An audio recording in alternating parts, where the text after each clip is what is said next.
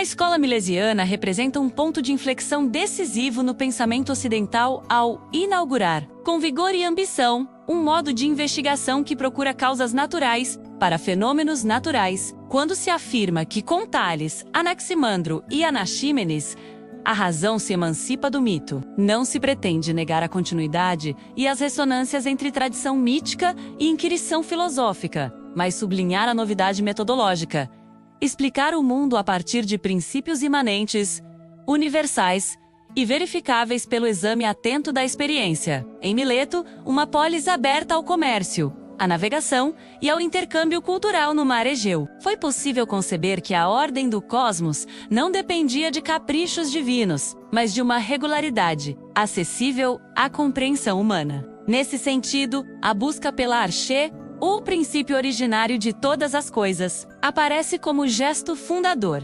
Identificar um elemento ou uma estrutura primária, que pela transformação e pela medida, dê conta da diversidade do real. O que ultrapassa a mera curiosidade é a aposta epistemológica de que o múltiplo é inteligível e de que o conhecimento pode ser sistematizado por conceitos, diagramas e proporções. A escolha de um princípio material não é um detalhe irrelevante, mas uma declaração ontológica. Para Tales, a água oferece-se como fundamento pela ubiquidade, pela capacidade de transformação e pela relação evidente com a vida. A leitura de que tudo é, em alguma medida, aquoso, não reduz o complexo ao simples. Antes, inaugura uma gramática de metamorfoses, em que rarefação e condensação, calor e frio, umidade e secura, dispõem as formas da realidade. Anaximandro eleva a discussão, ao propor o apeiron,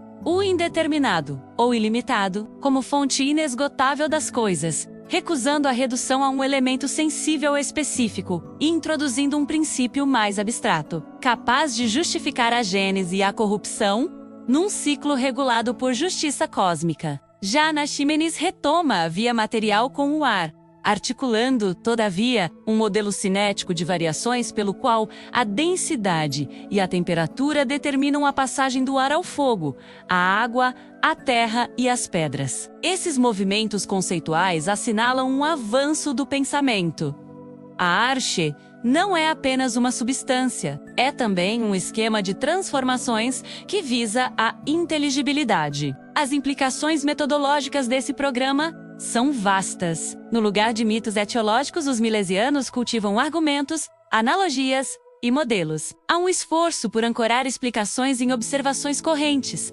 A evaporação, o endurecimento, o sopro que anima e move, as mudanças meteorológicas. Não se trata, evidentemente, de física no sentido moderno, mas de uma física nascente, que ensaia mecanismos em vez de milagres. O valor dessa substituição não está em fornecer respostas definitivas, e sim em instituir um procedimento.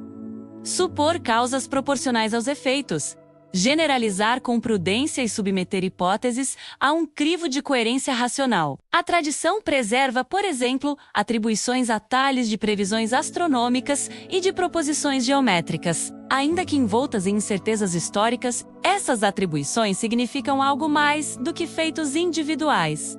São sinais de uma mentalidade que conjuga medição, cálculo e teoria. O ambiente de Mileto fornece um pano de fundo significativo. A prosperidade econômica, o acesso a cartógrafos, rotas e técnicas de navegação favoreceram a percepção de padrões e a necessidade prática de previsibilidade. A própria noção de cosmos como ordem se beneficia da experiência marítima, em que as estrelas orientam e os ciclos do vento e das marés recomendam atenção aos ritmos naturais. Ao mesmo tempo, a vida política e as tensões do mundo jônico, em contato com povos diversos, ampliam o horizonte comparativo. Quando se observa a pluralidade de costumes, parece plausível que também a natureza vasta e variada peça uma chave unificadora que não dependa de tradições locais. A escola milesiana, assim, é menos uma instituição formal e mais um clima intelectual, no qual se praticam perguntas de longo alcance sobre origem,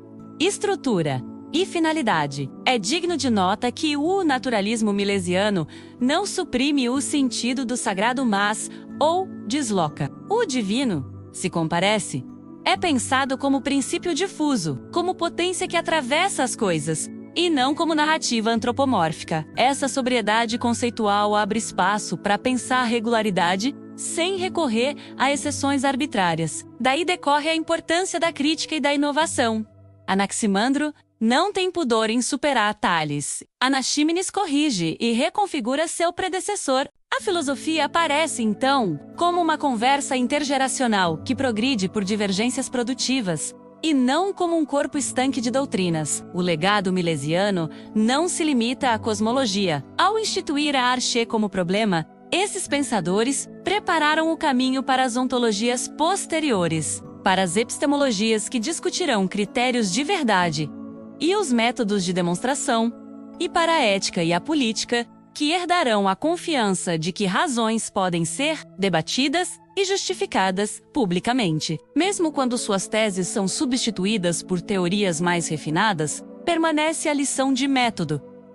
Iniciar pelo simples, formular hipóteses claras, buscar nexos causais, aceitar a revisibilidade do conhecimento. Não é casual que a ciência, séculos mais tarde, reconheça nesses gestos uma origem remota. Em termos pedagógicos, a escola milesiana convida a uma educação voltada para a investigação, em que a autoridade não sufoca a pergunta e em que a observação cotidiana se transforma em ponto de partida para generalizações responsáveis. Ensinar a ver o comum no diverso e o diverso no comum é continuar. Em chave contemporânea, a intuição milesiana de que o mundo, mesmo imenso, é compreensível. Se hoje falamos em modelos, leis e dados, é porque alguém, em Mileto, ousou propor que o céu, a terra e o mar obedecem a razões. Essa ousadia, humilde e grandiosa, permanece como herança viva. Em última análise, a escola milesiana inaugura um estilo intelectual.